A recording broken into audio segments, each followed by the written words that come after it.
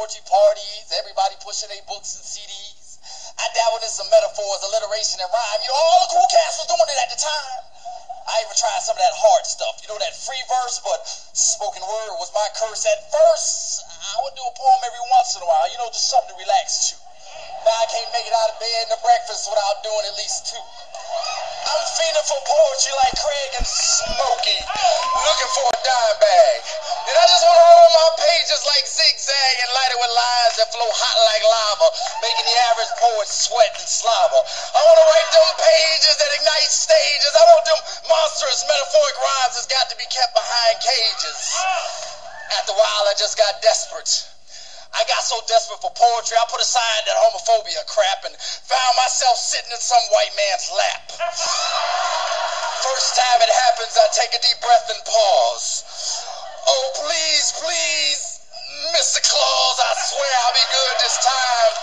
Just bring me a big old bag of rhymes for Kwanzaa. Just bring me 12 new verses, and I'll pay my tithes if it'll stop writer's block curses. I even started mugging old ladies because I thought they had verses in their purses. And what's worse is, last Easter, my wife found me in some kind of poetic haze. I'd hid behind the couch for 2 whole days, waiting for that bunny.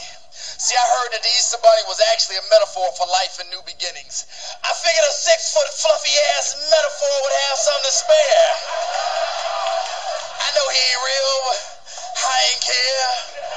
When you're feeding for poetry, you'll get that shit anywhere. I was messing with this street poet one time, you know, just looking for some cheap rhymes. That's when the ink started to drip from my pen. I had to get treated for a bad case of similes, friend.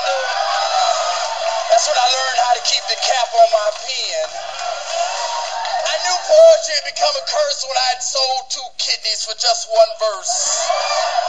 Now when my kidneys, let's just say I found them. Thus far, I've lost my house and my car. My thumb is how I roam, hoping I'll win some cash at the slam so I can catch the bus back home.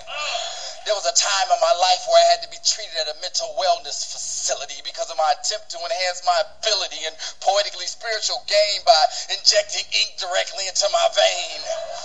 That shit just caused a lot of pain. I paid an ugly price for poetry.